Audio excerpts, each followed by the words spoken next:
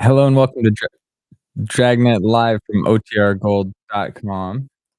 I'm your host, Austin Bach, tuning in today from Seattle. We got the comments on the side going already. Please tell me where you're listening from today. Our numbers are growing, which is great. Hope to have some new people here as well. Good to see some familiar names. Well, welcome back, Joshua, Thomas, and Mark. Thanks for being here. Um, Before we get started with today's episode, we're going to be listening to episode 13 from Dragnet. We're streaming every Monday, Wednesday, and Friday at 9 a.m. Pacific until we listen to all 310 episodes currently available. Um, this is, if you follow the channel, you'll notice I launched a bunch of 24-hour streams that just play one particular series uh, in a loop. So I launched Gunsmoke, See, Gunsmoke, Suspense, and yours truly, Johnny Dollar, yesterday. Those are out. And then tomorrow, I'm also going to add a CBS Radio Mystery Theater, a Jack Benny 24-hour stream, and I think I'm going to do a Dragnet one. But I'm gonna keep these going. So if you just love Dragnet and you wanna listen to more, you can tune into that 24-hour stream. I know not everyone can participate in these streams when just given the time when they happen, but just know that I'm gonna continue doing this in addition to that 24-hour stream because I like this, like, moment where I can be on camera and interacting with everybody as well. So, um, just stay tuned for that. If you're new to the channel, if you're new to this stream in particular, we're doing a giveaway. So once we hit 500 subscribers on OTR Gold, we're close to about 200 as of this live stream. So if you haven't subscribed, please go do. One, it boosts the this video and this channel on YouTube, so it helps me find uh, more fans of old time radio. And then, we're close. We're close to 200. It's just nice to hit that new threshold. Anyway, but once we hit 500 subscribers, I'm gonna be giving away one of these 2 radios. I'll pick a subscriber at random, and they have their choice if they want the cream or the green. These are vintage style Bluetooth radios. You can connect them to your phone. You can stream music through it. My preferred thing is to have it sitting here on my desk and just pair it to my phone and play some more old time radio. So, if you want one of these 2 things, you gotta subscribe. I'll, uh, I'll post a little QR code up in the corner. Some people have asked where I got them. I found them on Amazon, so I'll send the link to you if you can't wait. But if you want one for free, you can't beat free. You just gotta go subscribe. Great. So today, as I mentioned, we're gonna be listening to episode 13 of Dragnet. It's titled Auto Burglaries, Myra the Redhead. And it's always funny to me when they when they add, like, the character's name in the title because I don't like, I could be wrong, but maybe they publish these schedules ahead of time, like, in a newspaper somewhere, and you could see what was coming up and what the schedule was, like the TV guide, but for radio. Um, but some of them are kind of like giveaways, right? We haven't even listened to this story yet, but we know there's Mira, a redhead, and she's probably key to the story. So, interesting if that's just something that we deal with after the fact because the title was kept secret until after the broadcast, or if these titles were made available before the broadcast as well. Anyway, that was my random thought for the day. Um, but this episode originally aired on Thursday, September 1st, 1949, and the historical events since the last broadcast.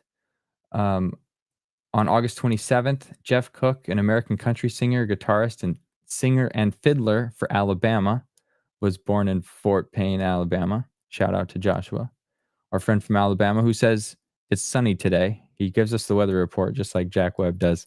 That's kind of funny too. I mean, other people are welcome. I now know, thanks to Joshua, the weather in Alabama every Monday, Wednesday, and Friday. So far, it's been pretty sunny, which is seems like a nice place to be. But yeah, the lead singer from out in Alabama was born on the 27th. If you haven't listened to any Alabama, go listen to Mountain Music. It is probably their most famous, and I love that song.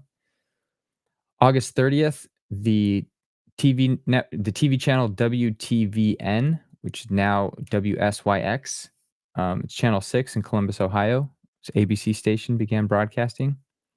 August 31st, Richard Gere, the American actor, um, I think most famous for he's famous for several roles. He's in Chicago, he's in Pretty Woman, but the one I remember him from, because I saw it as a kid, is First Knight. He's Lancelot, and Sean Connery is, King Arthur in that movie. But he was born 1949, August 31st. September 1st, the day this episode aired, a new detective series, Martin Caine, Private Eye, debuted on NBC. I think that's TV. A Finnish long distance runner ran a world record 10,000 meters. His time was 29:27. September 1st, KMTV Channel 3 in Omaha, Nebraska began broadcasting. And Gary Maddox, the American Major League Baseball center fielder, and then later broadcaster, entrepreneur, Vietnam vet, was born in Cincinnati, Ohio. And singer Dean Martin, got married to his second wife, actress Jean. I don't I don't know. I don't know how you say her name, but Dean Martin got married again on that day. On the day this episode was aired. Hopefully you found that interesting. And hopefully some of you checked out those videos I shared last week about the 4 NBC chimes. I found that interesting myself. All right. Let's see. Do we get any more weather reports? No, but we did. We got a shout out here from, let me highlight some of these on screen. So as we go through the episodes, please feel free to participate in the chat. You need to be streaming it through the OTR Gold channel. So if you're looking at this, if you're watching this from Old Time Radio Archive, I've left a link in the video description that takes you right to the other feed. And from there, you can participate in the chat. You can see the back and forth. You can chime in. You can tell me what the weather is, where you're tuning in from. Welcome, Lee from Toronto. Lee commented on East Coast or Eastern North America. We were both up late on one of these 24-hour streams. She was the first one to comment on Johnny Dollar. So good to see you here this morning. Thomas says he's going to miss the live stream today because food. Hey, food's always a good reason to skip things. I need food as well. So enjoy your whatever meal this is for you. Probably dinner, I think. Enjoy your dinner, Thomas. Thanks for saying hi.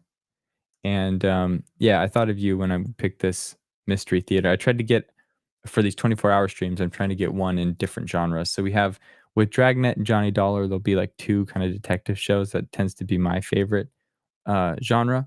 But we have the Western now. We have suspense, which is it's not full horror. Sometimes they go there. But then we have Radio Mystery Theater, and then Jack Benny's like a sitcom type thing. So hopefully you guys enjoy that. Cool. So with that, I'm going to share my screen and we're going to kick off the episode. Feel free to share your thoughts in the comments, and I'll be reading them, responding, and highlighting them throughout the stream today. Let's go. Hello and welcome to Dragnet from OTRGold.com. This episode will begin after a brief message from our sponsors. Here is another in NBC's great parade of new shows.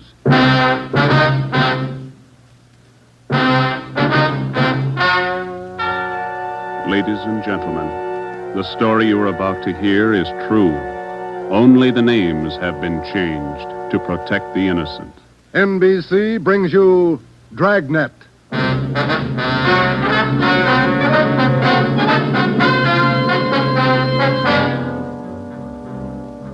You're a detective sergeant. You're assigned to auto theft detail. In 3 months, more than 250 cars have been broken into. Property mounting well into thousands of dollars has been stolen. 2 youthful members of the gang have been apprehended. The all-important brains of the criminal ring, the leaders, are still at large. Your job, get them.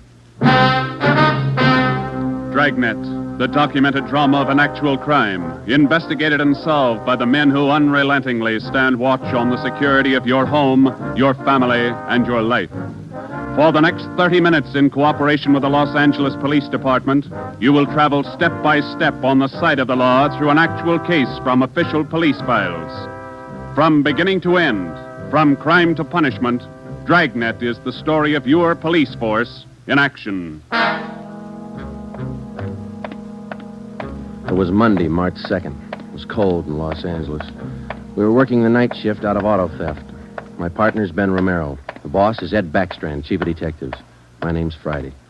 I was on the way back from the interrogation room, and it was 10:58 p.m. when I got to room 26, chief of detectives' office.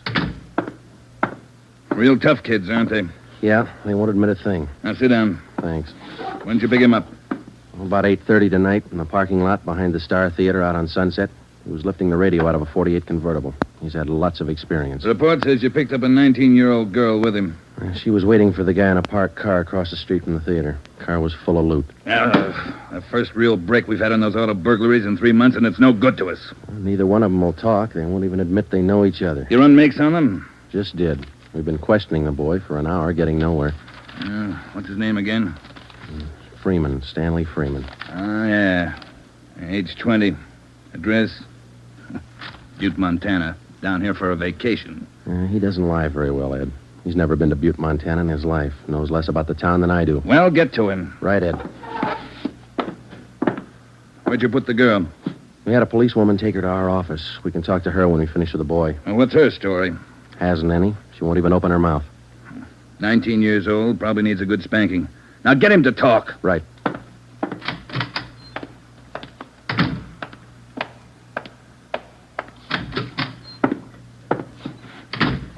Did you run a make, Joe? Yeah, he's clean. Get wise, huh, Flatfoot? Look, you're in a bad spot, son. That kind of talk isn't going to help. Says you. We caught you red-handed trying to steal a radio that didn't belong to you from a car it didn't belong to you. Is that right? That's enough to send you to San Quentin, boy. You better give us the story. Shut up. We got all the evidence we need for him. Maybe you don't realize how serious this is. We've had more than 250 car burglaries in this city in the past 3 months.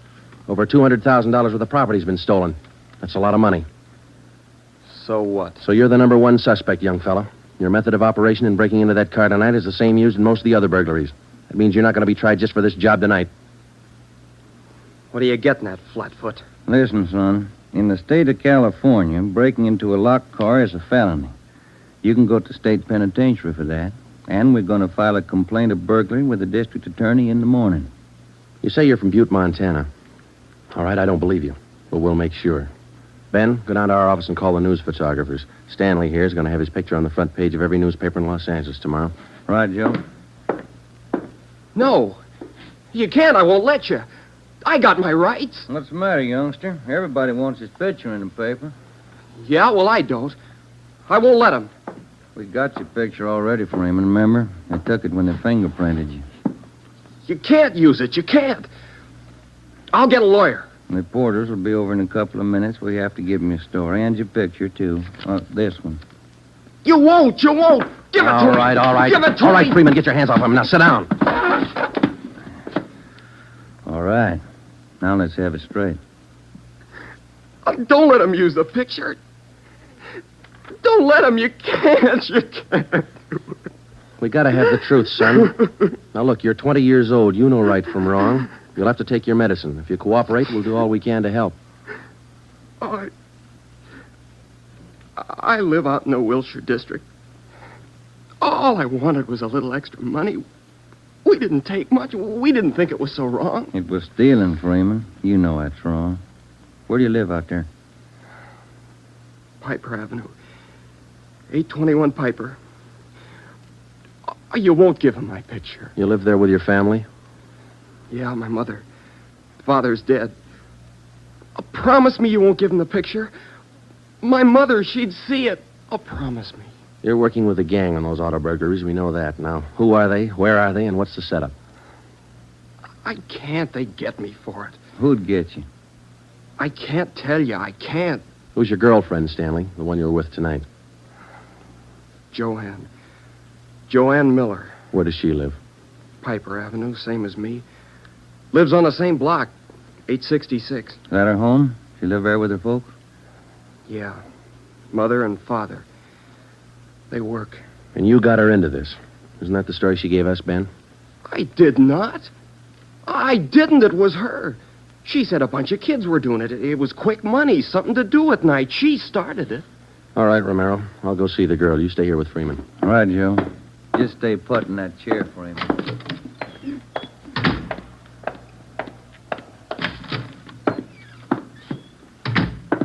Hi, Marge. Hello, Joe. You and Romero handling this case? Yeah.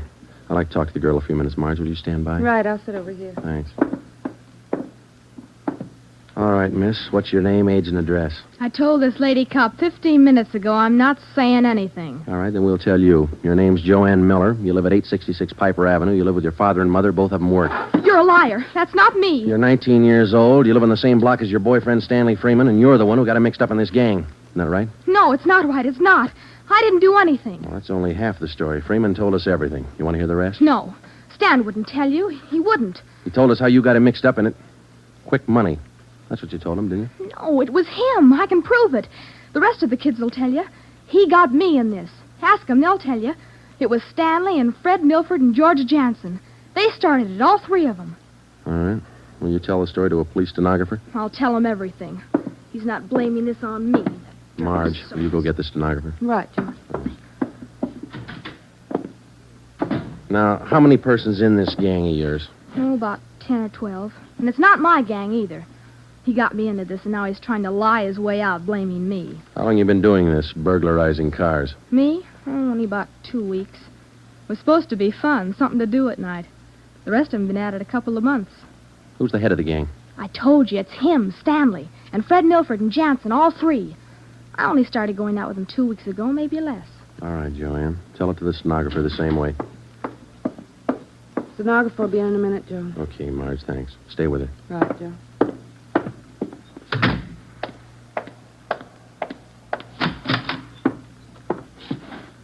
Just about a closed case, Ben. Girl gave us a full confession. She didn't. Oh, you're not tricking me again. She didn't. She told us you're one of the leaders of the gang, Stanley. Said you got her into all this. The other two are George Jansen and Fred Milford. About a dozen kids in the gang, all of them about your age. Isn't that right? She's lying, can't you tell? She's lying. She got me into the gang. Well, she did. She's Milford's girlfriend. Ask her. Oh, she can't lie out of that one. She got me into it. I can prove it. Who's the real leader of the gang? Milford. He started it. He organized the whole thing. He collects the stuff we get, and he delivers it. Jansen helps him do it. What do you mean he delivers the stuff? Where does he deliver it? Somewhere in Dogtown, I think. Down around South Main, near the railroad yards. Who's it delivered to? I don't know exactly. I heard Jansen mention the name once. Myra, he said. It's supposed to be a big secret. Myra, that's all I remember. Where does Jansen and Milford live? Well, Jansen rooms down on East Flower. 1042, I think. It's a rooming house. And Milford lives 2 blocks over from me on Quincy. 234 Quincy. He lives with his grandmother. Got that, Ben? Right. All right, let's pick up Milford and Jansen. It was 10 minutes past 1 when Ben and I returned to headquarters with George Jansen and Fred Milford in our custody. In Jansen's room at 1042 East Flower Street, we found 2 fur coats, a box full of new car accessories, an S&W .38 revolver, and a .45 automatic. When we picked up Fred Milford at his home, we discovered 5 deluxe car radios hidden in the garage, plus a valuable assortment of cameras, cigarette lighters, and clothing. Both Jansen and Milford refused to talk, but when we got them to headquarters and showed them the signed statements of Stanley Freeman and the girl, Joanne Miller, they broke. Milford, where else did you and your gang operate besides the Wilshire district? No place, only out there, that's all. Same type of car burglaries have been committed all over the city. You telling us your gang didn't have a hand in them? It's the truth. Our territory was Wilshire district. We didn't go outside. You mean some other gang's responsible? I don't know. All I know is we didn't have any part of them. Is there another gang, Milford? Maybe, I don't know. You find out. It's none of my business. It is your business, Milford. You admit you and your gang committed 55 jobs in the past 3.5 months. That leaves about 200 jobs to be accounted for. That's right. You figure it out. We have figured it out. I think you and your gang of young thieves pulled every one of those 250 jobs. There isn't any other gang. That's the story the district attorney's going to get. You're crazy. There is. I know there is. Then give us the information and save yourself a lot of trouble. Well, we're not the only ones. That's all I know. Milford, do you know how many years you get for auto burglary? I told you, we're not the only ones. There must be a couple of others besides us. Vince Mahoney, he's got a gang. Where does Mahoney operate? West Hollywood and Beverly. Where's he live? I don't know. Honest, I only met him a couple of times. Where'd you meet him? I don't remember. Where'd you meet him, Milford? Delivery. I met him down at the delivery place a couple of nights. When you delivered the property you stole from cars, is that right? Yeah. Where was that? Down by the railroad yards. Where? Chavez Street. It's a little alley off East Main. Who'd you deliver the stuff to? I told you her name's Myra. That's all I know. We meet her and some guy on Tuesday nights. We give them the stuff and they pay us off. Mahoney delivers the same night I do. Do you meet her every Tuesday night? Yeah. You're going to meet her this Tuesday, tomorrow night? I don't know. I guess so. Same place? Yeah. Are you the only one she deals with? Sometimes Joanne. Me or Joanne. I know what you're thinking. You want to use me to trap Myra. Well, what's it worth? You know better than that. How about it, Milford? Oh, what else can I do? Give me another cigarette. By 3:30 that morning, the signed statements and confessions were piling up fast. Milford gave us a list of the names and addresses of each member in his gang, and within an hour, they were all under questioning at headquarters. Most of the suspects, about 1/3 of them girls, ranged in age from 18 to 21. As they told their individual stories, the scope of the case grew until it covered most of the city. By late afternoon of the next day, Tuesday, March 3rd, 3 more gangs operating in Venice, Bel Air, and North Hollywood had been apprehended. They confessed to more than 175 burglaries from locked cars during the past 3.5 months. At 5 o'clock that afternoon, Ben and I met with Chief Backstrand in his office. How many admissions you have now? Over 50, Ed. Here are the gang leaders' statements. What's their story? Yeah, it's pretty much the same. They all say this woman Myra set up the operation. You mean she got the kids and put them to work burglarizing cars? Well, not exactly. She picked the leaders, contacted them in bars or on the street, asked them if they wanted to pick up some spare money getting auto parts for it. Then she didn't tell them to go out and burglarize cars. Well, not in so many words, Ed, no. After they brought in auto parts for a couple of weeks, she told them to bring her everything they could find, outside the car or inside. Those are the words she used. 5 of the kids dictated those words into their signed confession. That should hold in court. What else did you get on this woman? Oh, she taught them how to work, told them to wear gloves, all angles. Well, we got most of the small fry. Now, where do we find this Myra woman? Any description on her? Yeah. Kids say she's about 33, 34. Good-looking redhead. 5'5", about 120, well-dressed. No description on the guy she runs with. You run a make on her yet? Yeah, no previous record. We set up a stakeout for her tonight. 2 of the gang leaders have volunteered to go along, this Milford and Vince Mahoney. Good. Down on Chavez, where she usually meets them? Yeah, that's right. When? 11:15. That's the regular time for the meet, according to the kid. All right, I'll be at home. Call me. I don't want to miss out on this one. When Ben and I left Ed Backstrand's office, we went home for dinner and a few hours' sleep. At 9:30 p.m., we were back at the office. We met the men in the special detail which Backstrand had assigned for the stakeout that night. We briefed them on their duties, and then we got Fred Milford and Vince Mahoney out of their cells. To avoid any possible suspicion of the presence of a trap, we had Milford's permission to use his car in the stakeout. The car which he had said he had driven to the delivery meetings with the woman Myra at least a dozen times before. We arrived at the stakeout area, Chavez Alley in East Main, at 9:58. The meeting was scheduled for 11:15. The moon was out, but the sky was overcast, and there was a cold wind blowing from the east. Hey, what time you got, Sergeant? About 10. Why, Milford? Getting nervous? No, I'm just wondering. How you cops gonna rig this thing? In just a couple of minutes, we're going to plant you 2 in Milford's car parked up there in the alley. Now, you stay there until Myra shows up. We'll do the rest. Yeah, I know, but what'll we say? Suppose she asks for some stuff. We ain't got any. You won't need any. You won't have much time for talking. Suppose she wises up. Maybe she'll pull a gun. Maybe. Does she carry one? No, never saw her with one. Don't worry, Milford. We'll make sure you're not in danger. She's got an awful temper, that redhead. Got mad at me once when I squawked at the prices she was paying us for radios. What was she paying you, Mahoney? For an 8-tube radio, good shape, $7. She got all the gravy and you got all the grief. You're not kidding. Joe? Are you? Yeah, Steve. What do you got? Well, the men are all staked out, Joe. Got the area covered from every angle. All right. You got an extra man to stay in Milford's car? I'll handle that myself. Fine, thanks. Okay. All set, Joe? Yeah. Now, Milford and Mahoney, we're going to put you two in your car now.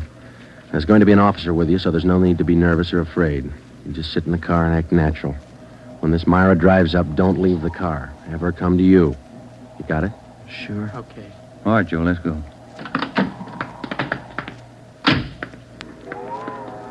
Sure is cold out. I don't even have a heater in my car. You stole enough of them. Okay, Steve, here they are. All right, boys. Milford, get in first behind the wheel. Okay. Mahoney in the middle. Now I'll sit in the back. We'll be parked in that garage across the street, Steve. Got a perfect view of the alley. Okay, Ben. Check with you later. Right. Mean night, Joe. Yeah, come on.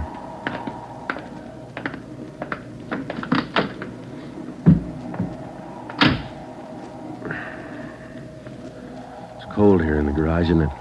Yeah. It might be a long wait. What time you got? 6 minutes past 10. Thank you.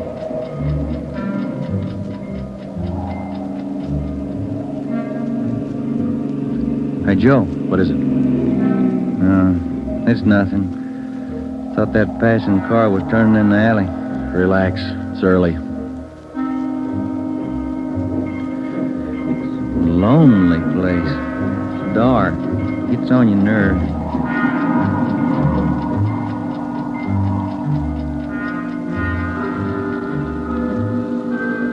That's it, Ben. 11:30. Nothing yet. Somebody might have tipped her off. Yeah, that's what I was afraid of. Now, let's wait it out anyway. Joe, that blue coupe. Yeah, just turned in the alley. Let's go. Come on, run, Ben. Behind you. All right, you fella. Quit your fighting. What'd you get, Steve? Here he is. Just drove up in the coupe. Got out and called Milford Mahoney by their first names. He's in on it. What about the girl? No sign. Kid was the only one in the car. All right. Tell them in the stakeout's off for tonight. Have them report back in. We'll take the kid with us. Okay. All right, young fella, this way. What you cops think you're doing? I ain't done nothing. Look, sport, we heard that from 54 different kids yesterday. We're tired of that line. Come on. When we got back to the office, we took the boy to the interrogation room and questioned him. He gave his name as Matthew Leiter, age 21. He wouldn't break until Vince Mahoney definitely identified him as a member of his car burglary gang and the special favorite of the red-headed woman they called Myra. Then Leiter copped out and told Ben and I that he had talked with Myra as late as 10 o'clock tonight. He told us that she had heard that the police had picked up some of the gang members, and she asked Leiter to drive down to the Chavez Alley meeting place. He was supposed to tell Milford and Mahoney that the weekly delivery date was off until further notice. We questioned Matthew Leiter for an hour and a half. You told us a little while ago that you talked with this woman, Myra, late tonight. Yeah. Where'd you talk to her? At her home? Her home? Don't be stupid. Nobody knows where she lives. I met her at a bar. Which bar? Julia's. Out in Santa Monica. How did she contact you? Called me at home. She's not such a bad dame. She treats you right. Sure, that's why you're in jail. Did you ever call her on the phone? I don't know her number. None of the kids do. She's smart. She taught me all I know about the racket. You'll have a rough time getting her. Maybe, but we'll get her. Ben and I left the office at 2 a.m. and went home to bed. We reported in at 8 that morning to head Backstrand. The three of us went down the street to Koken's restaurant for a cup of coffee. Nobody was in a good mood. We had most or all the small fry in the citywide burglary ring, but it seemed we were still a long way from cracking the inner circle. The latter kid said that none of them knows where she lives, what her phone number is, nothing. Pass the sugar, Ed. I think we still have a few angles to study on that score. Right now, I've got some more bad news for you. What's that? You been through your mail this morning? No, not yet. We haven't had a chance. I saw the overnight reports. There were 32 car burglaries last night. 32. All the way from Wilmington to North Hollywood. How you figure it? I can't. This girl Myra must have an army of kids working for her. How much did they get, Ed? Any idea? Rough estimate about $3,000. Usual stuff people are foolish enough to leave in their cars. Watches, cameras, furs, expensive clothes. M.O.'s the same? And like the others. If the car happens to have a rigid handle lock, they slip a piece of pipe over the handle for a lever and break it. If that doesn't work, they pry open the wing window. Some of the windows were smashed out. Sounds like you're in an awful hurry, Joe. Yeah, maybe this Myra wants a few big nights before she peddles the stuff and gets out. If we're going to get her, we can't waste time. Any suspects picked up last night, Skipper? None. Well, where did they hit most of the cars? Outside the Pan Pacific. The parking lot. Hockey game going on. Must have been 4,000 cars for them to pick over. They picked the best. As usual. Well, you better get on it. There's one way to handle it. What's that? She works fast. You work a little faster. We got back to the office and we went over the reports one by one. Then we called the young gang members to the interrogation room and questioned them separately and re-questioned them. We got nowhere. Many of them had met Myra on the street, in a bar, but not one of them had any idea where she lived. At least that's what they told us. Ben had a hunch that Matthew Leiter knew more than he was telling. We had him brought to the interrogation room, and all that afternoon until 10 o'clock that night, with interruptions for his meal periods, we talked with Leiter. He would admit nothing more than what he'd already told us. Yeah, it's got me beat, Joe. Yeah. Well, let's check with Ed. Good morning, Joe. Ben? Hi, Mike. Skipper in? Just went down the hall for a minute. Be right back. Hold it a minute, will you? Yeah. Chief of Detectives always handing. Yeah. For you, Joe. Oh, thanks. Oh? Yeah. He does? We'll be right over.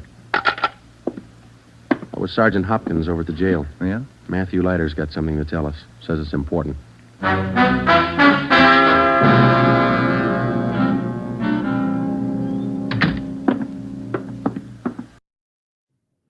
Hang on one sec real quick. The video went out on my end. Sorry to interrupt. Let me just try and refresh this. 23. Come on, stop. Control F5. This is the first time this has happened. Stop sharing.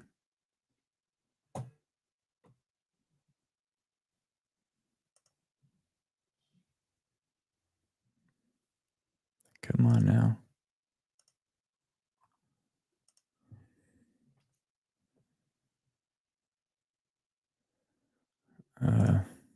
Okay.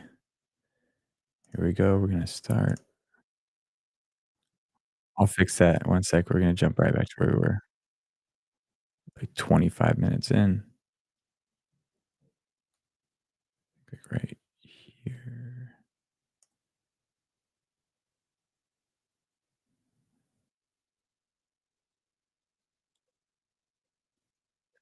Okay. I stopped back a little. I jumped back a bit. Sorry, so we're gonna backtrack a teeny bit, but then we're gonna be right where we were. My apologies.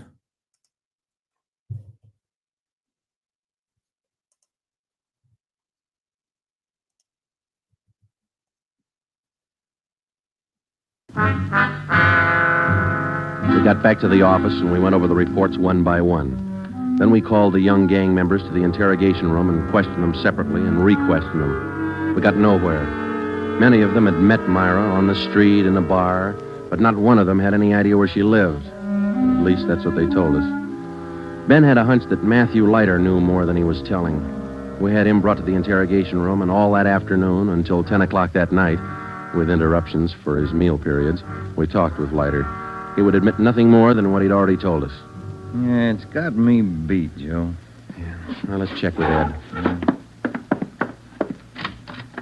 Good morning, Joe. Ben? Hi, Mike. Skipper in? Just went down the hall for a minute. Be right back. Hold it a minute, will you? Yeah. Chief of Detectives always handing. Yeah. For you, Joe. Oh, thanks. Oh? Yeah. He does? We'll be right over. That was Sergeant Hopkins over at the jail. Yeah? Matthew Leiter's got something to tell us. Says it's important.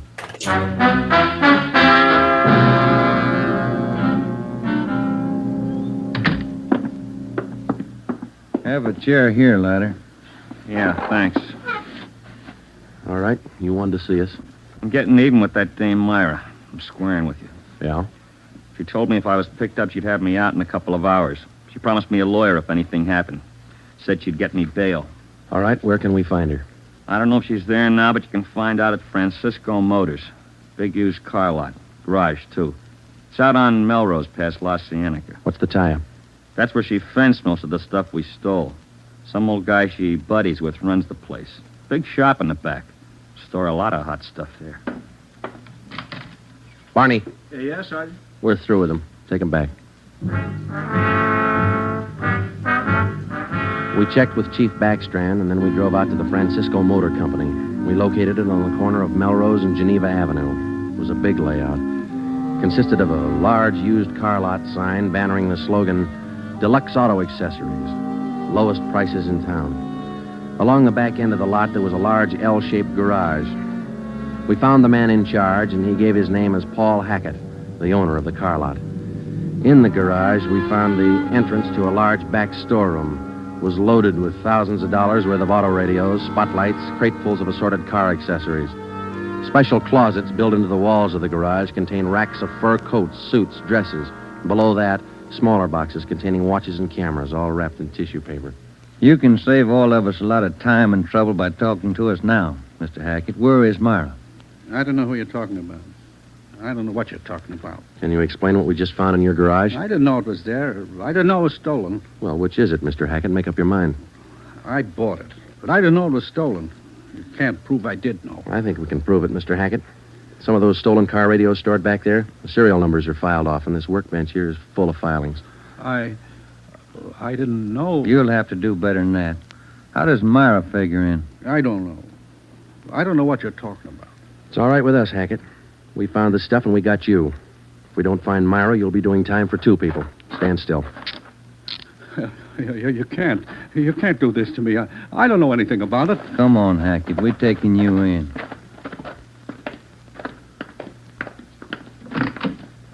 All right, get in the car. Come on, in the car. Am I going to jail? You're going to jail. All right. I'll take you to Myra. Hackett told us that Myra lived at 1345 Munich Drive in Beverly Hills. He said that he was Myra's husband. He told us that he'd been in a legitimate garage business for 10 years before he married Myra. She talked him into the racket. He identified 1345 Munich Drive as their home. When we got there, we found stores of stolen property similar to those found in the garage. Myra was not there. Hackett had no idea where she might be. We sat down in the living room and waited.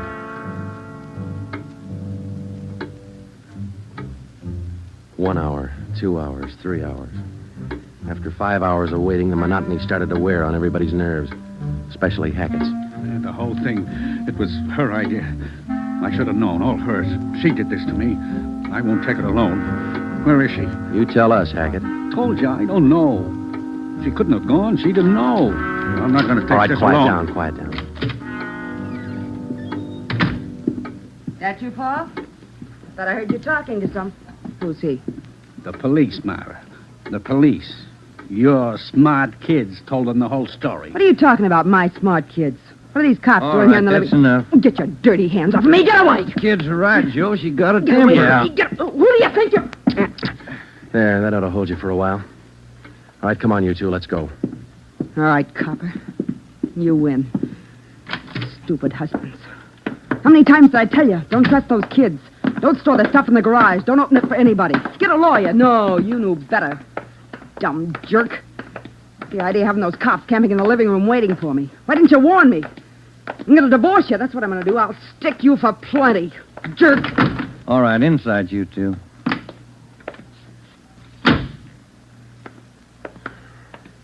You got a smoke, Ben? Yeah. Here. Thanks. I was just thinking. What? Those kids were right. She's a pretty nice-looking woman. Yeah. Nice face. Beautiful figure. Mm-hmm. Sure talks a lot, though, doesn't she? Yeah. Hey, Joe, remind me to take home some flowers to my wife tonight, will you?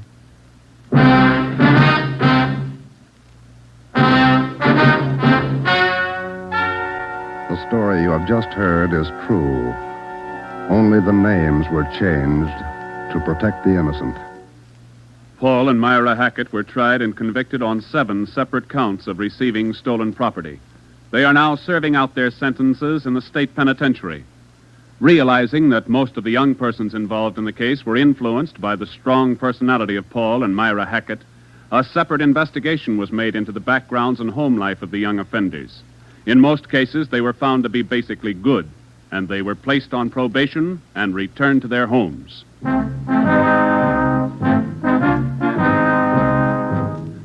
You have just heard the 13th in a new series of authentic cases from official files. Technical advice for Dragnet comes from the office of W.A. Wharton, Acting Chief of Police, Los Angeles Police Department. Tonight's program is dedicated to Detective Harry William Vosper of the Seattle, Washington Police Department, who on the night of July 21st, 1949, gave his life so that yours might be more secure. Dragnet came to you from Los Angeles. And now, an important announcement. Starting this Saturday, September 3rd, Dragnet will be heard at a new time over your NBC station. Consult your local newspaper for the new listening time. And now, speaking in behalf of the producers and the entire cast of Dragnet, we would like to take this opportunity to thank you for your many kind letters of encouragement and approval. Remember, next Saturday for Dragnet, this is NBC, the national broadcasting company.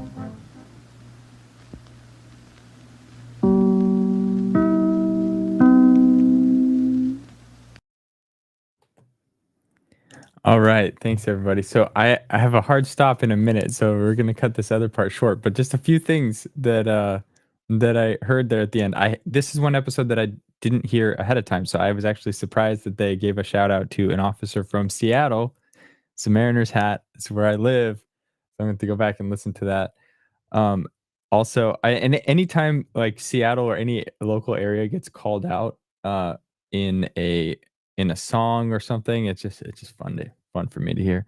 Um, the You heard the Hammond organ at the end and the NBC chimes. I shared a thing at the very beginning. They were pitting those two criminals against each other, saying that the other one was ratting out the other one, and it made me think of this Prisoner's Dilemma. If you haven't read about it, you should go read about it. It's kind of an interesting phenomenon that happens not only with prisoners, but it's applicable outside of these sorts of things.